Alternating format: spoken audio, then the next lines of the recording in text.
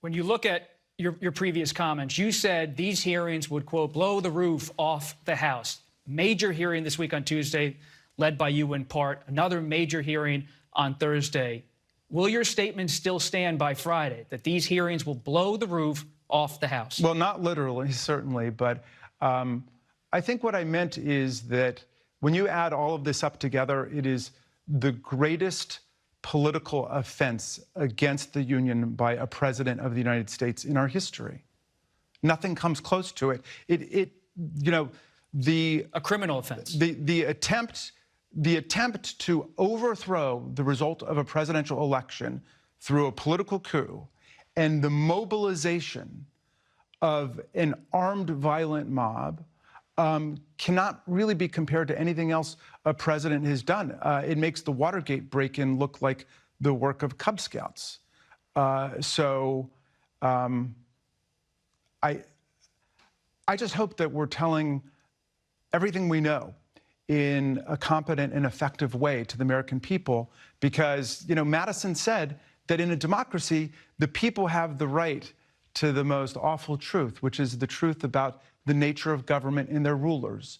And we need Americans to look very carefully at what happened. Hey there, guys. Welcome to the channel. So anyone who is actually paying attention to the left, people like Nancy Pelosi, people like Kamala Harris, well, you guys all know that January 6th was the worst day in the history of our country. It was the most dangerous to our democracy, and it was on par, if not worse, than September 11th, 2001, and the attack on Pearl Harbor. And we know this to be true because we've been told so many times, and we've been shown the violence, we've been shown the anarchy, and we've been shown the absolute unchecked destruction of that day. Not only a place on our calendars, but a place in our collective memory.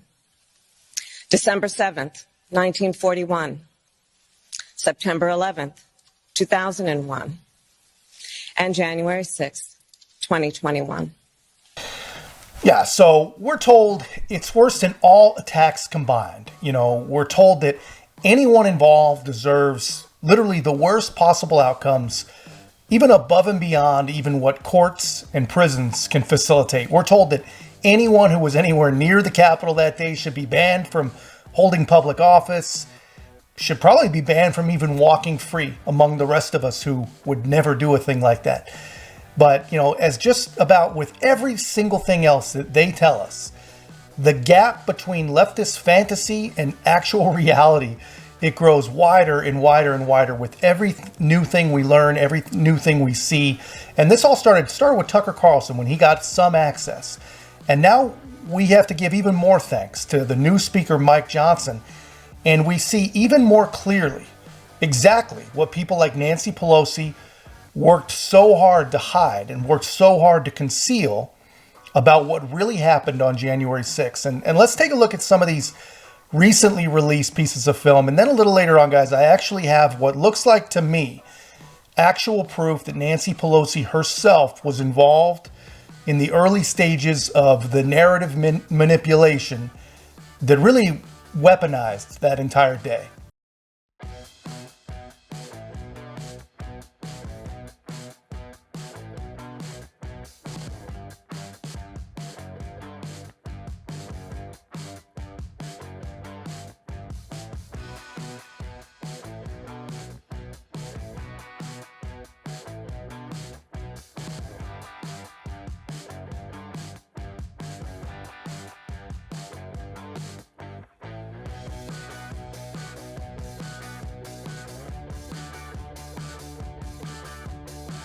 So guys, obviously we don't want to get accused of cherry picking here, so we'll move on to some more.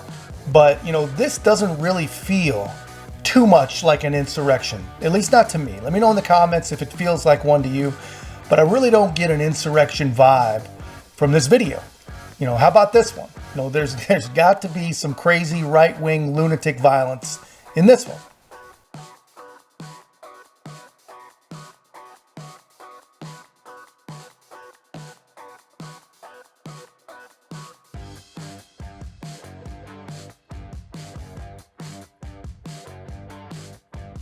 Yeah, so there's not much there. You know, everyone seems pretty polite. Everyone seems pretty cordial. Obviously, they shouldn't be in the building, but everyone seems pretty cool.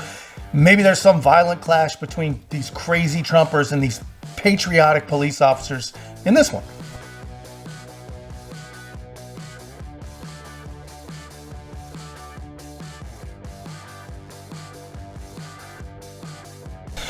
Anyway, I think you guys get the point. And now we know that there are thousands and thousands and thousands of hours just like this. We know that the entire January 6th committee, while it wasn't total lies, wasn't complete and entirely lies, it was nowhere near the entire truth. And we know that we were lied to. They controlled the videos that we saw. They controlled the narrative that most of us believed. And the sad part is, no one who sadly still believes it even wonders why. They don't wonder exactly why they have been led to believe or disbelieve certain things. They haven't even questioned Nancy Pelosi's own involvement, or if you don't want to call it involvement, her own culpability in everything that happened that day and everything the media has pushed about it ever since. So here's something important that was going on that afternoon between Nancy Pelosi and Mike Pence. And after this, I'm going to show you something that actually happened with the police that has been hidden from the public this entire time.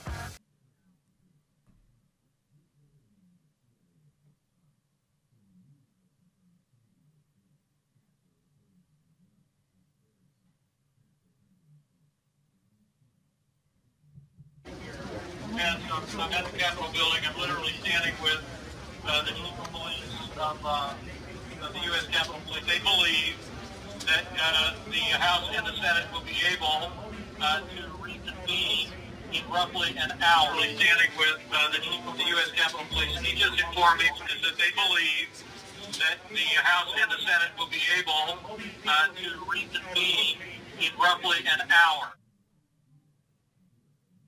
So what did we just watch there? And what is the importance of this video? Well, to me, guys, it shows that there was definitely some staging going on during January 6th. And a lot of the people, you know, what a lot of people I think aren't putting together is that a lot of the key players that were involved were actually being followed around by video cameras as if they were documenting something that was set to happen. And what we see here, I think, is proof of the media being used in part of the staging. You know, why did they have the same phone call with Mike Pence twice? Once just Schumer and just Pelosi, and another actually in front of television cameras with Senator Grassley. So what does that all mean? Why do that? Well, to me, it's clear. It's staging. A normal person would just walk over to Chuck Grassley and say, hey, Mike Pence says we should be able to get going again in about an hour. They don't call him over and deliver the exact same message, and this time in front of news cameras.